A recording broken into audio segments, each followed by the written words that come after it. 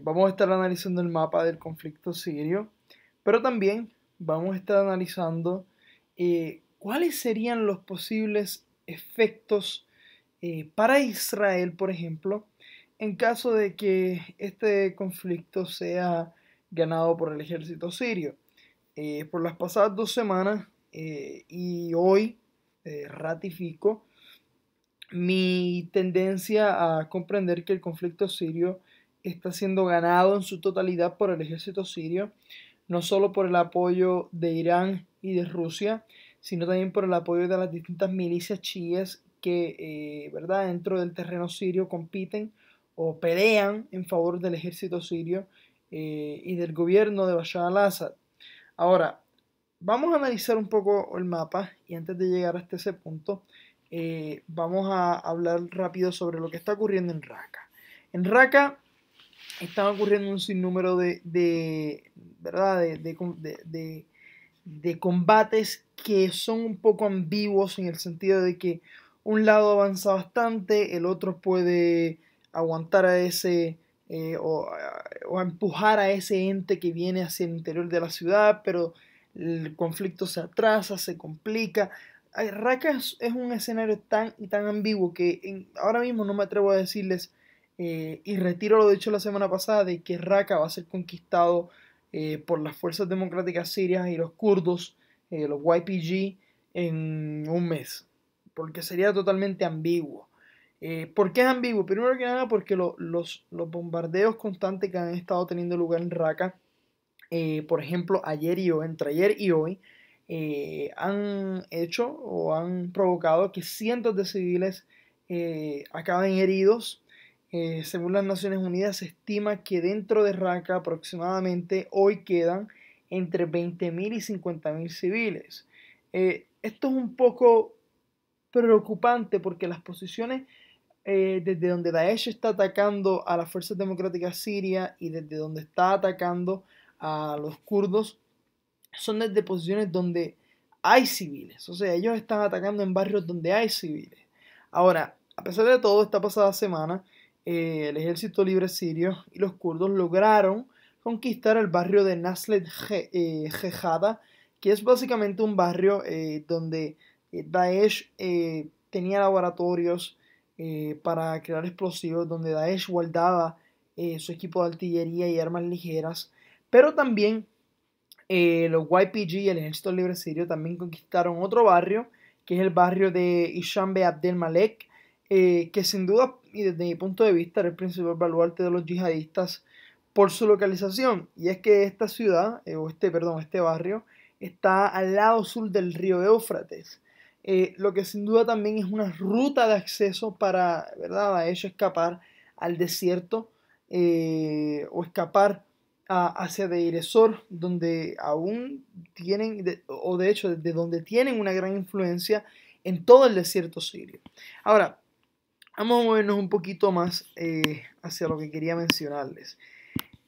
En esta porción noroeste, ¿verdad? En esta porción noroeste, vamos a acercar un poquito aquí de la ciudad de Raqqa. Vemos cómo el ejército el libre sirio ha estado penetrando hacia el corazón de la ciudad, ¿verdad? Pero sin embargo, Daesh ha podido contener en toda esta franja. ¿Por qué? Porque yo las estuve contando y estamos hablando de que aproximadamente 15, 15 cuadras de las cuales Daesh no solo tiene control, estuve investigando y estuve viendo que es en estas cuadras donde Daesh tiene mayor presencia de equipo de artillería. O sea, Daesh está utilizando equipo de artillería donde hay civiles, dentro de barrios. Esto es algo que yo creo que en la historia de cualquier tipo de conflicto o cualquier guerra nunca se ha visto. Yo creo que ni Al Qaeda realizó este tipo de actividades cuando los Estados Unidos invadió Irak. No me viene tampoco a la mente haber leído algo sobre los talibanes con relación a esto en Afganistán. Sin embargo, también ha habido otras buenas noticias, ¿verdad? Al sur vemos que las fuerzas democráticas sirias y los kurdos siguen penetrando, lo vemos claramente, aunque, ¿verdad? Daesh sigue acorralado dentro de una bolsa que ha creado no solo los kurdos, sino también con la ayuda del Ejército Libre Sirio en lo que es dentro ya de la región autónoma de Rojava, en su expansión de la adquisición ahora de Raqqa. Ahora, también hay algo importante que cabe destacar y es que hoy murieron 16 miembros de Daesh. Disculpen por lo ocurrido. Retomando lo antes dicho, cabe destacar que aproximadamente 16 miembros de Daesh murieron hoy, entre los cuales 2 eran francotiradores. Esto es pero muy importante. Y es importante por el simple hecho de que, en mi opinión, Daesh está teniendo mucho problema con sus francotiradores. ¿Por qué? Porque cuando Daesh escapó de Mosul, trajo básicamente, aproximadamente según estimaciones de varias fuentes que he leído, trajo aproximadamente 75 francotiradores desde Mosul para pelear en Raqqa. Todo el mundo sabe o sabía que la próxima o el próximo bastión en el cual Daesh iba a tener problemas era Raqqa. Por lo que evidentemente Raqqa era esa ciudad donde Daesh tenía que protegerse, no solamente porque era su capital de facto, sino también porque el crudo de su fuerza económica se genera en Raqqa, o se generaba en Raqqa en base a los impuestos que estaba recolectando. Recuerden que la famosa moneda esa de oro de Daesh que estuvo utilizando se devaluó rápidamente desde que la coalición estadounidense comenzó a bombardearle sus fábricas de refinamiento de petróleo, cuando el ejército ruso comenzó a bombardear los camiones repletos de petróleo que venían desde Daesh a Turquía, cuando Rusia o el ejército ruso también comenzó a bombardear los yacimientos de petróleo que Daesh controlaba, a atacar con varios de sus asesores a través de francotiradores sirios que habían sido entrenados por asesores rusos a miembros de Daesh en estas fábricas de refinamiento de petróleo y de explotación de petróleo, pues la economía de Daesh comenzó a decaer y por eso es que Daesh recurrió finalmente a cobrar unos impuestos exorbitantes no solo en Raqqa sino en el resto de las porciones territoriales de Siria que controlaban. Esto sin duda me parece a mí que es lo que mantuvo vivo a Daesh, como así también lo fue la provisión de ayuda que organizaciones no gubernamentales como, ¿verdad?, algunas como Al-Yajin, que son organizaciones, una organización de Arabia Saudí, la cual ayudaba a Daesh, y esto es algo que ha sido confirmado hasta por la propia agencia de la CIA. Pues me parece a mí que Daesh está teniendo no solamente problemas, sino que va a seguir teniendo problemas y se van a seguir agudizando. Vamos a movilizarnos un poquito más a través del mapa sirio. Vamos a hablar sobre lo que está pasando al sur del país. Al sur del país vemos que ya el ejército sirio ya está llegando a Dara.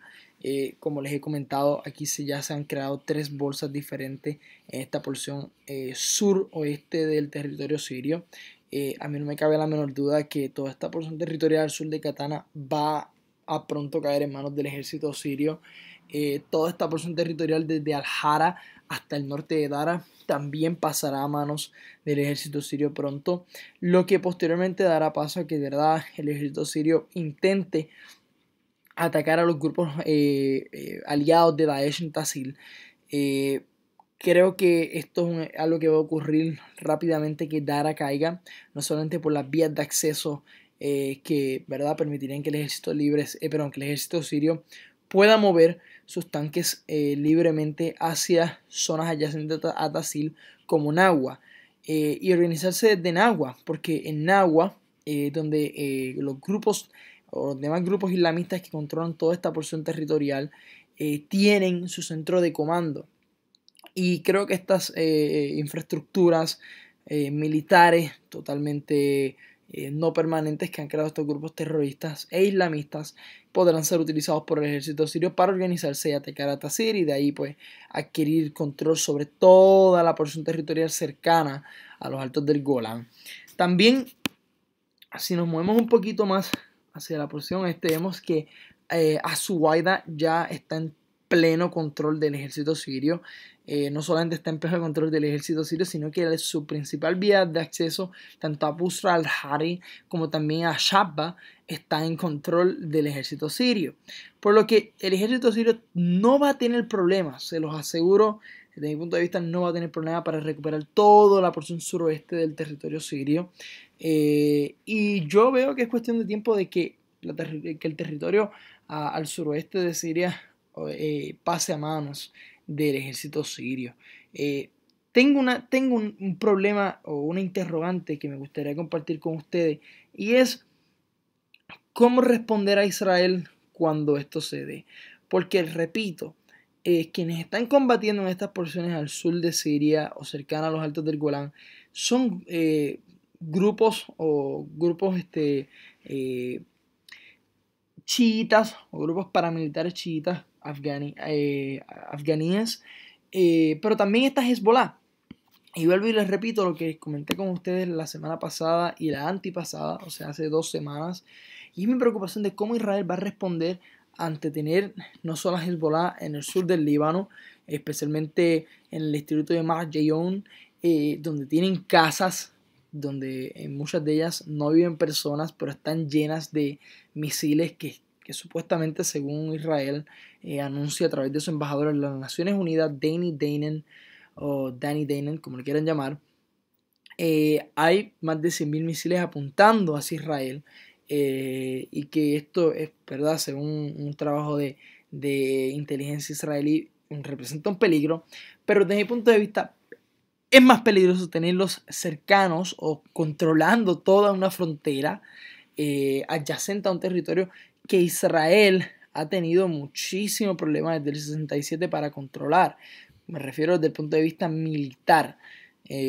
Porque siempre, por ejemplo, cuando Israel decidió invadir el sur del Líbano en el 82, los sirios movilizaron tropas a toda esta región. Y eso es algo bastante peligroso. Vamos a llegar a discutir ese punto de cómo Israel podrá responder en caso de que el ejército sirio gane la guerra, pero me parece que esto es un interrogante que me gustaría o me interesaría compartir con ustedes porque es muy, muy interesante. Vemos también que en el sur de Siria, discúlpenme por aquí, en el sur de Siria vemos también que el ejército sirio sigue penetrando toda esta franja territorial controlada por grupos islamistas, pero también grupos adyacentes o relacionados al ejército libre sirio. Esto lo podemos ver penetrando aquí. Está también penetrando vías de acceso que tienen rutas hacia Irak. Y también cabe destacar que en esta porción territorial, donde se entiende, según información del ejército ruso, solamente hay una base militar estadounidense. Sin embargo, aquí viene un problema grave. Los Estados Unidos ha confirmado que esa base existe y ha dejado saber que no se va a retirar de esta base. Me parece a mí que los Estados Unidos en su operación o en su idea de intervención o en su establishment de tener una idea de intervencionismo permanente no va a radicar en este escenario o no puede operar en este escenario. ¿Por qué? Sencillo. Ya la región autónoma de Rojava al norte de Siria para mí es una realidad política, es una realidad territorial, y Estados Unidos ya tiene 7 bases militares. Siria después de la guerra, y esto es una realidad, nos guste o no nos guste, a los que creamos en la democracia, a los que no crean en la democracia, a los que crean en la guerra, a los que no crean en la guerra, o cualquier otra persona racional o irracional. Siria no va a volver a ser la misma Siria que antes de la guerra. El norte de Siria va a ser un nuevo estado turco, como posiblemente lo sea el Kurdistán iraquí también al noreste de Irak, a pesar de que ambos, los YPG en el norte de Siria, o sea, los kurdos sirios como los kurdos iraquíes, tratan de distanciar posiciones y de decir que ellos no quieren unir sus territorios. Es más, podrán crearse dos estados paralelos, pero de que en ambos territorios van a establecerse estados, van a crearse nuevos países, para mí ya eso no es una utopía, sino que es una realidad.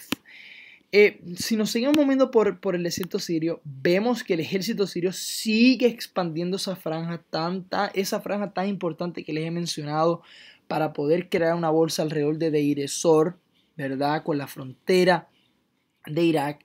pero también sigue sigue moviéndose a través de la franja o de la frontera con Irak para cortar la principal vía de suministro territorial o terrenal que tiene Daesh, que es Abu Kamal, la ciudad de Abu Kamal. Es una conexión clave entre, ¿verdad?, Daesh en Irak como también Daesh en el desierto sirio. Antes de movernos hacia las operaciones que están ocurriendo en el norte de Palmira y en Deir ez-Zor, quiero mencionarles que Daesh, y lo podemos ver aquí, vemos este circulito color negro, comenta que básicamente realizaron una nueva operación, una operación bastante sorpresa en la que atacaron a 68 soldados iraquíes y los cuales fueron asesinados por esto. Esto es muy interesante porque vemos que Daesh, para muchas de las personas que me dicen no, ya Daesh está fuera, o que me han escrito ya Daesh está fuera de Irak, estás diciendo cosas erróneas. No, Daesh no está fuera de Irak. El que quiera decir eso realmente está equivocado. Daesh sigue con presencia en Irak y a mí no me cabe la menor duda que el gobierno iraquí, no solamente, ¿verdad?, posterior a acabar con Daesh en su momento, cuando ocurra plenamente, no solamente tiene que resolver sus problemas religiosos, territoriales y políticos, sino también tiene que resolver cómo mantener un ejército fuerte de manera clara. En Deir ez-Zor vemos que el ejército sirio, vamos a expandirlo un poquito aquí más, sigue expandiéndose un poco su territorio, controla aún lo que es el aeropuerto militar de Deir ez-Zor, un aeropuerto que no era militar, pero se convirtió en un aeropuerto militar posterior al comienzo de la guerra civil. De hecho, está teniendo de mi punto de vista, ¿verdad?, un rol crítico para que el ejército sirio se mantenga en Deir ez-Zor por los pasados, digamos, 3 meses, porque de hecho por los pasados 3 meses la franja territorial que controlaba el ejército era esta. Miren dónde estoy moviendo mi dedito, ¿verdad?, del mouse. Era súper mínima y aún así siguen teniendo bastante pulseo en esa región y siguen luchando ahí. Recientemente, no solo la coalición estadounidense ha estado bombardeando a la ciudad de Deir ez-Zor, también el ejército lo ha estado haciendo de manera vigorosa, pero no vemos cambios significativos. Ese no es el panorama del norte de Palmira. Vemos que el norte de Palmira está totalmente claro. Vemos que la producción petrolera ha aumentado. Algo muy, muy interesante desde mi punto de vista.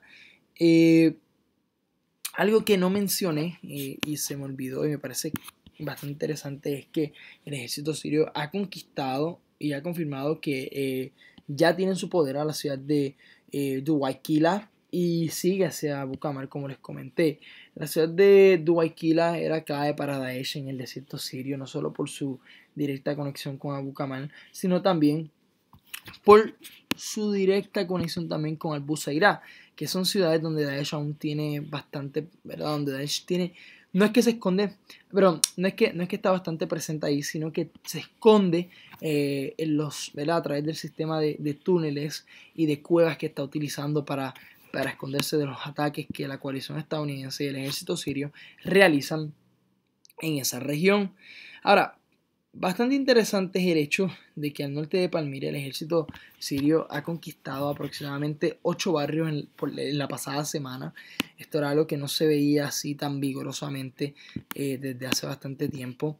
Al sur de Salamía vemos que el ejército sirio también está realizando operaciones que están penetrando el desierto sirio y que, insisto, vuelven o buscan crear una bolsa alrededor de Daesh en conjunto con sus fronteras o con los países que están, ¿verdad?, en sus fronteras, como lo es en este caso Irak. Esa es la meta. Pero antes de movernos un poquito hacia el oeste, quiero hacerles un comentario de una evaluación que he estado viendo yo en base a cómo se está manejando el ejército sirio al sur de Raqqa, específicamente no al sur, sino al este de Raqqa. ¿Qué parece aquí? ¿Qué parece interesante aquí? Bueno, yo entiendo, a mí me parece que el ejército estadounidense ha logrado o está realizando un acuerdo con el ejército sirio, con el gobierno sirio, para que ni los kurdos crucen más de Ativni, ni los sirios crucen más del este de Raqqa. O sea, que el ejército sirio no penetren, disculpen, a la región autónoma de Rojava, ni los kurdos penetren el territorio donde los sirios quieren crear una bolsa. Me parece esto lógico y racional porque, primero que nada, por el grupo de diplomáticos estadounidenses que han sido movilizados a la región autónoma de Rojava, número uno. Y segundo, que hemos visto que por las pasadas 2 semanas no se ha cruzado esta línea.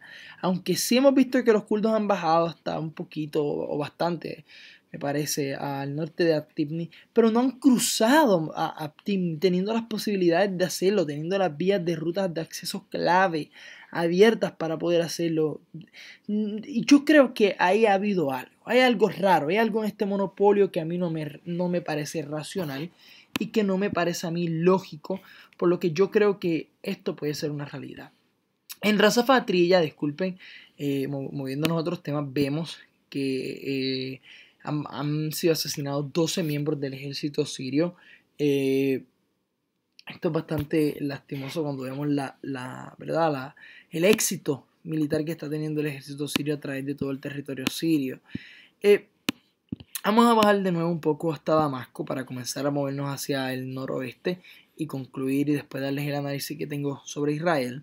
En Damasco vemos que el oeste de Damasco, especialmente en Ghouta, estaban ocurriendo unos ataques bastante salvajes entre el ejército sirio y el ejército libre sirio, en el cual de hecho se estima que han muerto más de 100 civiles. El ejército sirio ya controla de manera total a Naspía. Vemos también que controla el aeropuerto de Naspía, pero no veo cambios significativos en esa porción territorial. Solamente hay combates, y déjenme acercarlo un poquito más. Solamente hay combates. De hecho, vemos que al sur de Samarca han habido muchos bombardeos por parte del ejército sirio, y los vemos porque recientemente, esta semana pasada, han habido ataques de artillería desde Samarca, o especialmente, disculpen, al sur de Samarca, hacia Damasco.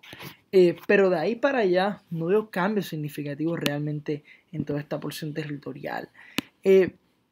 Entre Beit Sham y Al-Hajj al-Swad, lo que veo son conflictos bastante similares, no hay ningún cambio real, ¿verdad? En este nuevo conflicto, entre esta nueva disputa entre los grupos opositores y grupos relacionados a Daesh.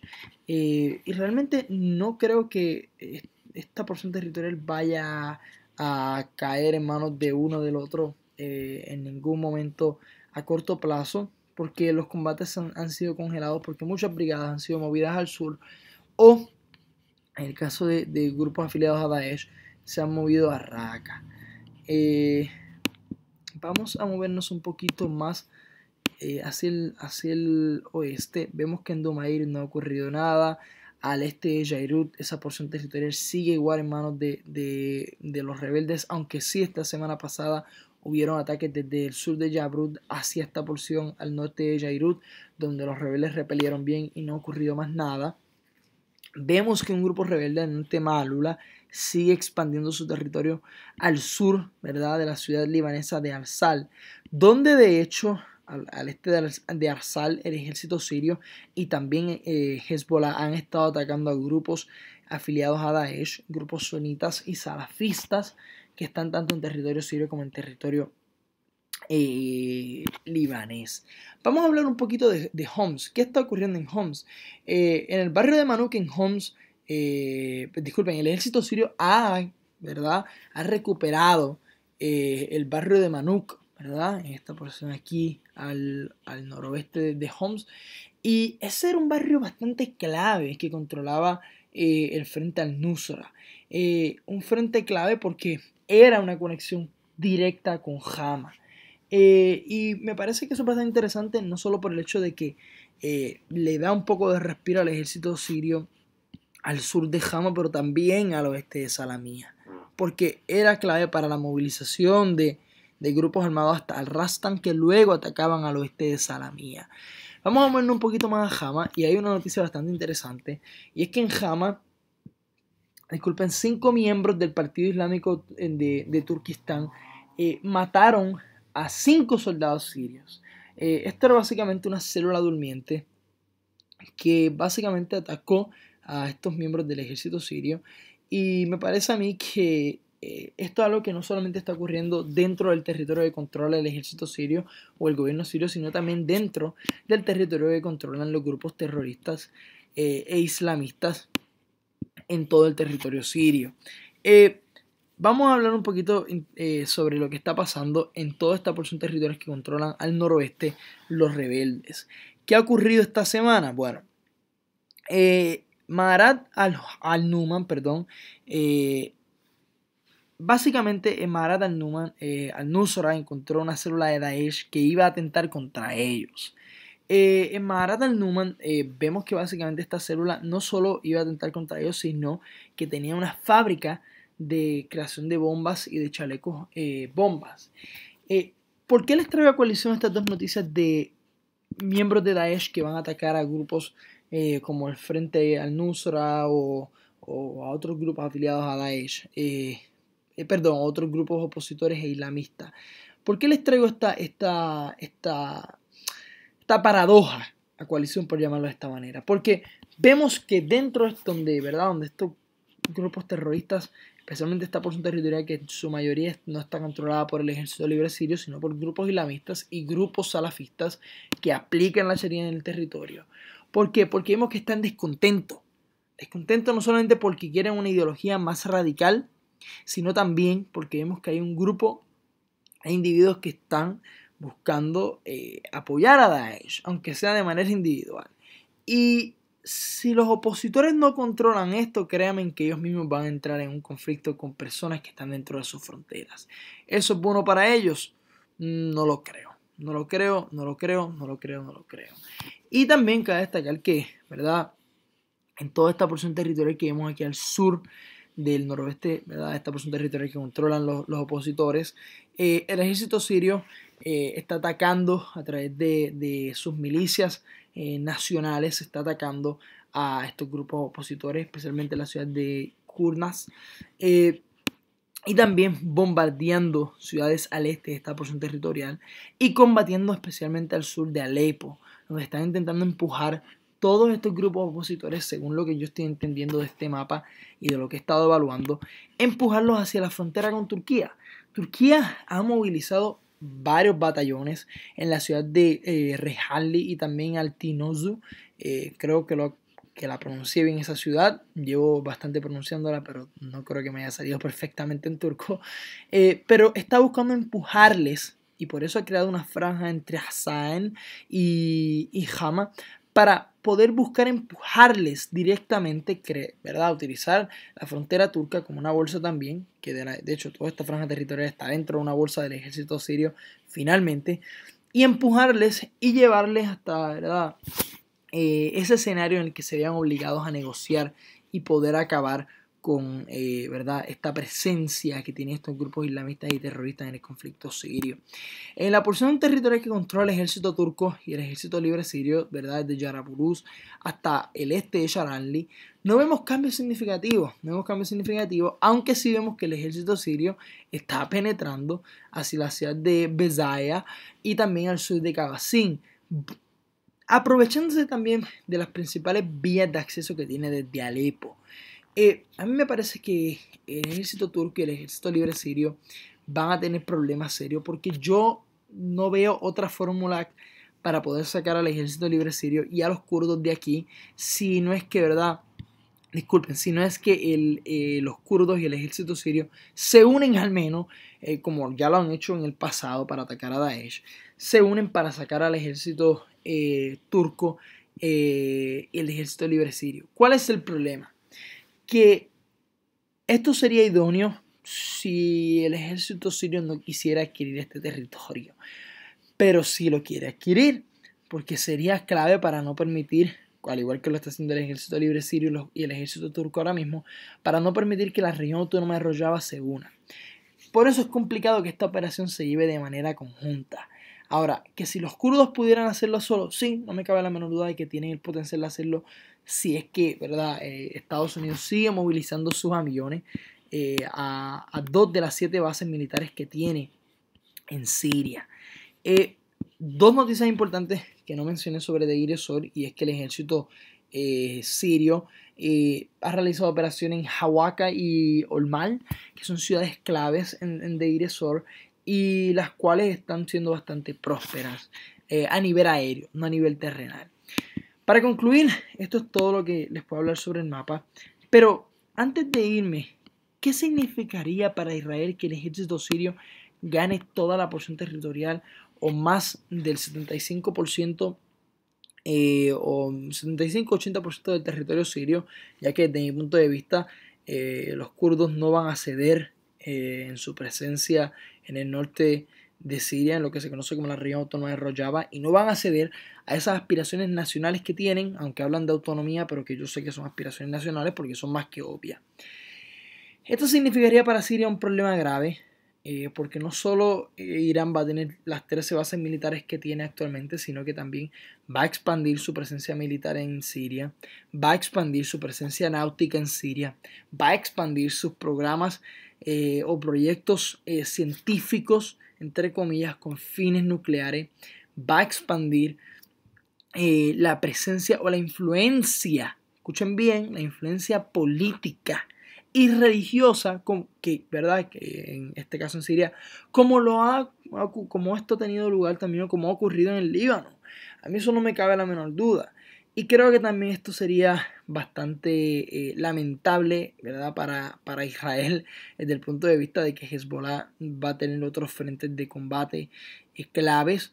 Y ahora también el apoyo del ejército libanés hacia Daesh. Esto básicamente es, perdón, del ejército libanés hacia Hezbollah.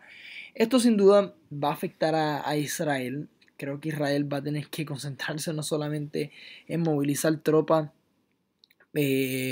o soldados de combate para los asentamientos en Judea y Samaria, para proteger a los colonos israelíes que están en Judea y Samaria, sino también que va a tener que buscar o legislar para proteger estas zonas, crear quizás, desde mi punto de vista, como lo está haciendo también Gaza, crear básicamente unas fronteras con hormigón, ¿verdad? Que penetren el territorio al norte de Israel, ¿verdad? A través de toda la frontera con Líbano y con Siria. ¿Por qué esto sería clave? Porque si no, ¿verdad? Y también implantar los sistemas de seguridad, los sistemas de redes, perdón, los sistemas de verjas eléctricos que tienen en toda la frontera de la península del Sinaí entre Israel y Egipto. ¿Y por qué? Porque si no, créanme que Israel va a tener problemas serios. Va a tener problemas serios porque si esto se diera, si el ejército sirio ganara, el ejército sirio, perdón, el gobierno sirio pudiera volver e insistir de nuevo, reclamar ante la comunidad internacional los altos del Golán, y creo que tendría mucha legitimidad para hacerlo, aunque verdad esto es cuestión de tiempo y de cuestión de ver cómo se maneja el mapa. Creo que esto también sería una de las razones por las cuales solo el 10% de los ciudadanos drusos que viven en los altos del Golán aceptaron, posterior a la guerra de los 6 días en el 67, la ciudadanía israelí, para no cambiar de alianza y mantener su alianza con Siria. Espero que les haya gustado este video, denle like, suscríbanse a mi canal, compartan este video, denle a la campanita y déjenme en sus comentarios. Quiero mejorar, quiero seguir generando contenido de interés para ustedes. Y que tengan un excelente día, tarde o noche. Muchas gracias.